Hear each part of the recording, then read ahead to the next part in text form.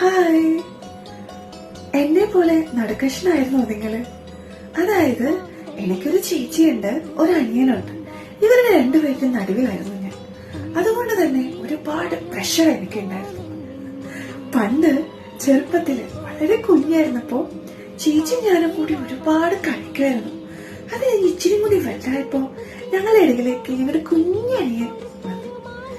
ദൈവത്തിന്റെ സമ്മാനം എന്ന പോലെ ഞങ്ങൾക്കൊരു ആൺകുട്ടി കുഞ്ഞു ആവേനാണ് കേട്ടോ കിട്ടിയത്. അവരെ ഞങ്ങള് താഴ്ത്തും തലയിൽ വെക്കാണ്ട് രണ്ട് ചേച്ചിമാരെ കൊണ്ട് നടന്നു. ഞങ്ങളുടെ ഇടയില് ഒരുപാട് ഇണക്കങ്ങൾ ഉണ്ടായിട്ടുണ്ട്, കുടുംബങ്ങൾ ഉണ്ടായിട്ടുണ്ട്. പണ്ടൊന്നും ഞങ്ങൾക്ക് പപ്പയായിട്ട് അധികം ഇന്ററാക്ഷൻ ഉണ്ടായിരുന്നില്ല. പണ്ടേ മുതൽ പപ്പ ഗൾഫിലായിരുന്നു.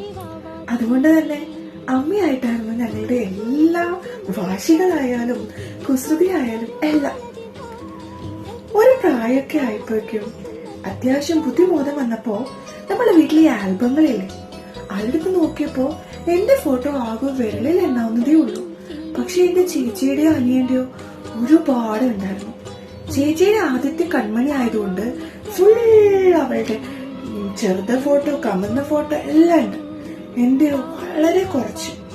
അത് കഴിഞ്ഞ് അനിയൻ ഉണ്ടായപ്പോ ആദ്യമായിട്ട് ഉണ്ടായ ആൺസന്തതിയാണല്ലോ, അതുകൊണ്ട് അവന്റെ എല്ലാ ഫോട്ടോസും ഉണ്ട്.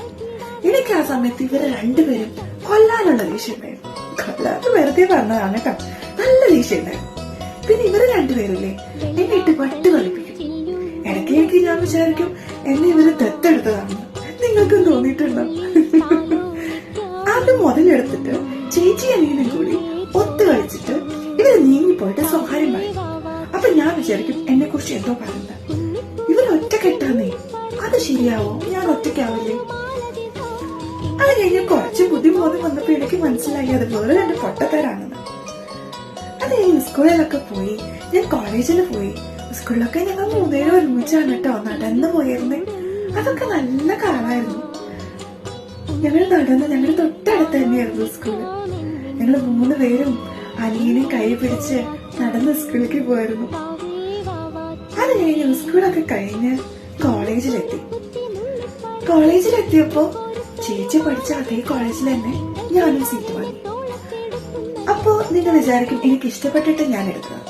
അതുകൊണ്ടൊന്നുമല്ല. +2 കഴിഞ്ഞപ്പോ എന്തെടുക്കണമെന്ന് ഞാൻ ആലോചിച്ചുകൊണ്ടിരിക്കുന്ന സമയത്ത് എന്തുകൊണ്ട് ചേച്ചി എടുത്തത് എനിക്ക് എടുത്തോടാം? ചെറിയ കുശുമ്പുണ്ടേ. ഇനി അവളെങ്ങനെ അത് പഠിച്ച് വലിയ സ്ഥിതിയിലൊക്കെ എത്തിയാലോ? ഒന്നും അറിയില്ല ആ സമയത്ത്. അങ്ങനെ ഞാൻ അവളുടെ പാത പിന്തുടർന്ന്